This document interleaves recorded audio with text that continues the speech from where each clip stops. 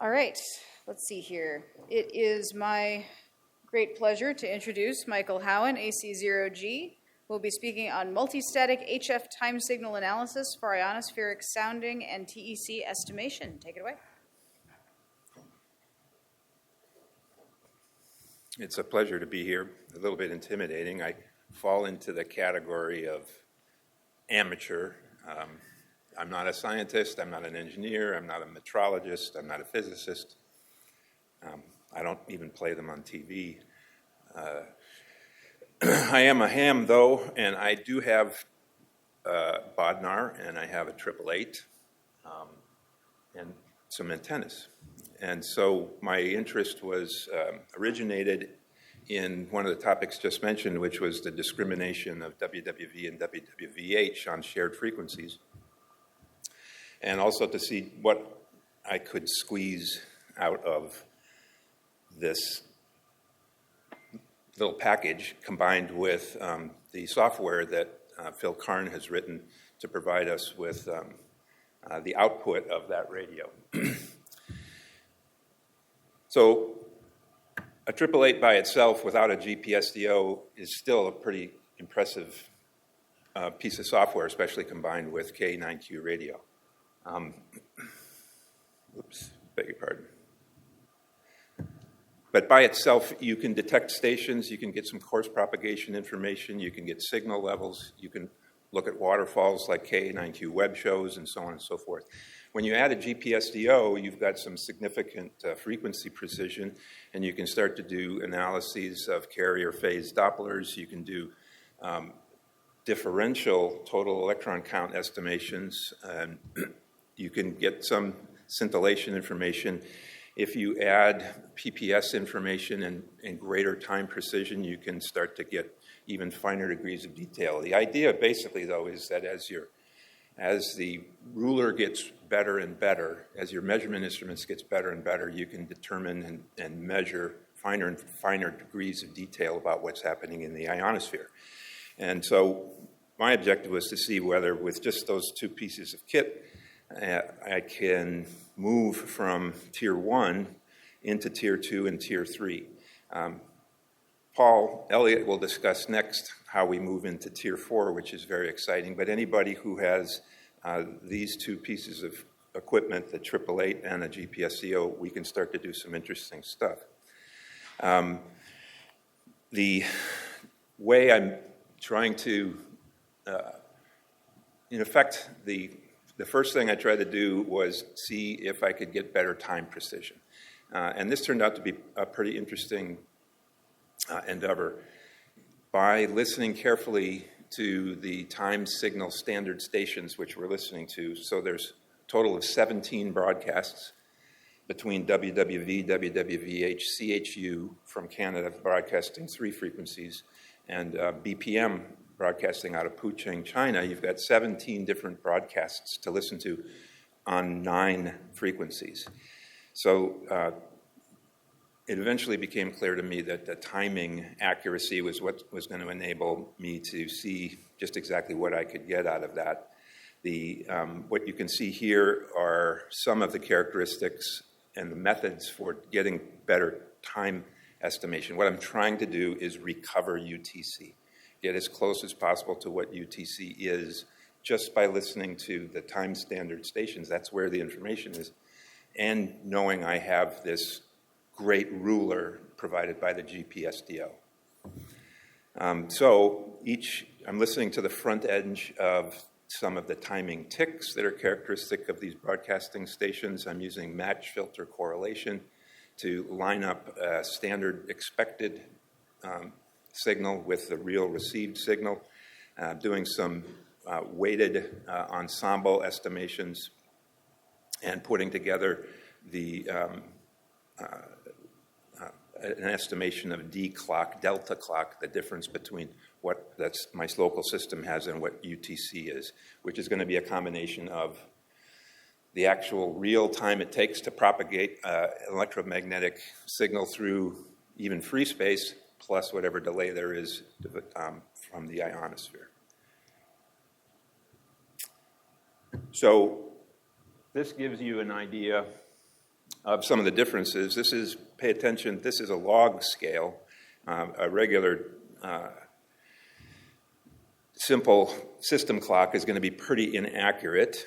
But if you add an NTP feed, which most of us can probably set up easily if you haven't already done so, to feed your system, you can get a range of accuracy which is a little bit better. If you have a GPS and a PPS, you can get even more precise time. And what I've been able to get is a pretty significant improvement over even NTP-aligned systems. Not as good as having a GPS plus PPS on your local area network. Certainly will be nowhere near as good as having HF injection, as Paul will talk about, but still an order of magnitude or two better than what you can get with standard methods alone. This TSL1 is the accuracy I can get about 0.6 milliseconds, plus or minus 1.1, using just a geometric model. That is to say, I know my location, I know the transmitter location, what's the delay going to be based on the speed of light, and a curvature calculation. If I add ionospheric modeling, I can get down to 55 microseconds, plus or minus an error degree. If you were going to use the GPS plus PPS, you can get far better accuracy than that, of course.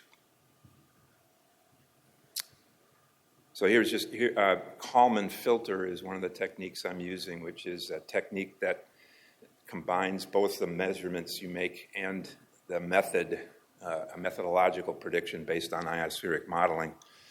When the measurements say propagation is weak, it relies on the model, but when measurements reappear, it relies on the measurements, and the two together tend to converge.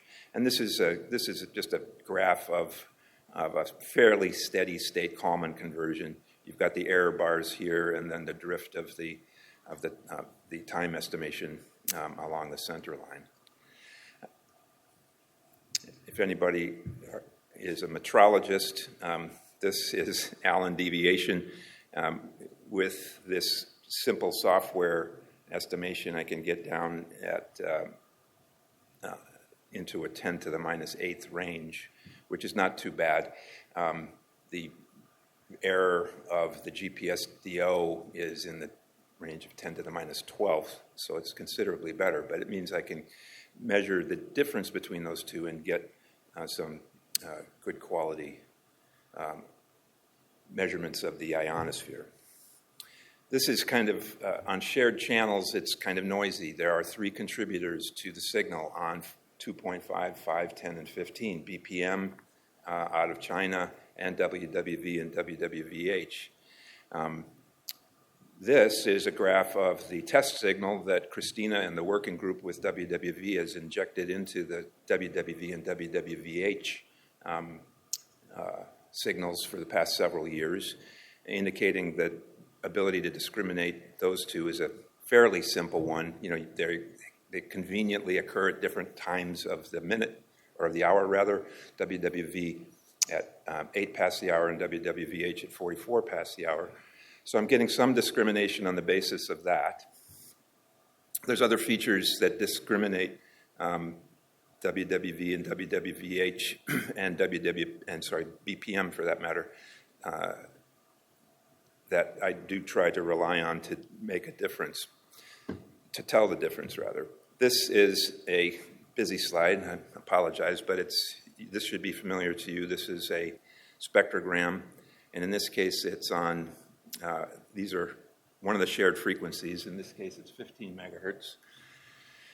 And I'm showing then, I think one of the key features here are these that show a good discrimination between WWV and WWVH and WWV and BPM. And then by comparison, a better correlation. It's not exactly apples and apples, but the correlation between the two separate frequencies that CHU will broadcasts. But on a common frequency, you can see a couple of things here that looking at the delta clock, I can distinguish changes between WWV and WWVH and BPM. Looking at the Doppler shifts, it's busier. Looking at the delta, or the differential total electron count, it's a little bit more discriminatory. And the SNR is something that is also, we're able to tease apart the difference between WWV and WWVH here. BPM stops broadcasting at 0900, between 0900 and 0100. They only broadcast between these periods of time, so it disappears. This is a cross-correlation which shows good discrimination.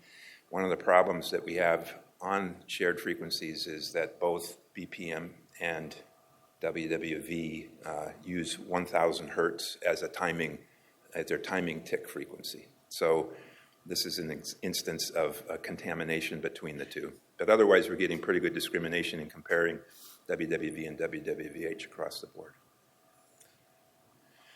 So that was one of the major goals then, was to come up with, improve the timing so that I could improve the quality of being able to discriminate especially WWV and WWVH on their shared channels. But then the other goal was, well, if I've got timing that good, is there anything else we can start to look at? And so one of the primary things I looked at is called differential total electron count. I got interested in that primarily because of involvement with SynthPy, where I started to learn a little bit about it. This is an effort that is associated with HamSCI 2, although it hasn't been mentioned much yet this session, but out of the University of Texas, they've been studying whether they could use a HamSCI type model or a citizen science model to use multi-frequency GNSS receptions to measure total electron count at a particular location for very much less than it would cost to put up one of these more industrial strength detectors.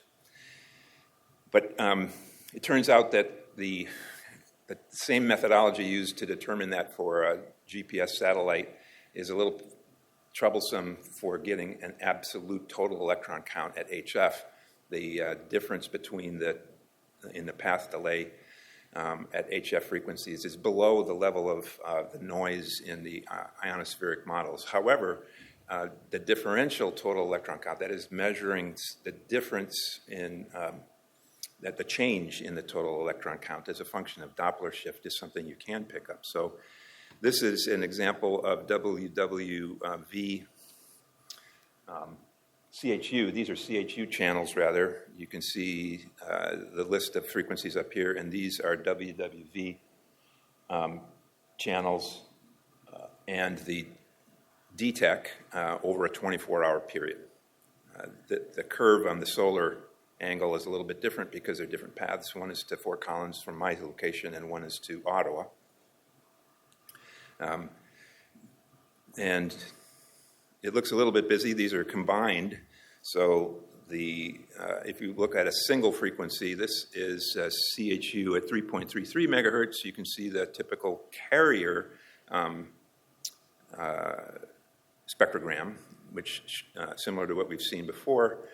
This is the delta tech spectrogram. At this frequency, it doesn't look like it changes all that much, although you might appreciate that there's a little bit more noise here overnight and a little bit more change in total electron count, or differential total electron count, than there is during the day.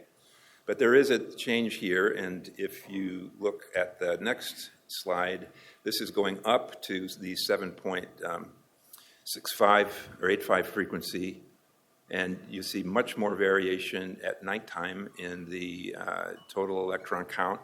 As the sun rises, it dampens down. And you may also detect a slight drop here before then sunset hits. And it gets a little bit more interesting as we go up in frequency. This is at the CHU 14.67 megahertz slide. And it goes flat here, very, very little change in. Okay. And then it slides down across the course of the day. So this sort of shows that it's pretty consistent in terms of the measurements. Here's another instance of the spectrogram on 7.65, which shows the relationship between delta clock and Doppler. And as I mentioned then, what I was attempting to do was see if I could get good accurate time, and I can actually do pretty decently down in the sub-millisecond range, and with that get some interesting scientific data, as well as do some discrimination of WWV and WWVH. There are listed here a few things that are going to be next projects, perhaps. I do want to just summarize by saying that the software I'm using is available on GitHub, so if anybody wants to have a look at it, there it is. And these are some of the people who I've been talking to and have had some really good advice and helped encourage me along the way. That's what I got.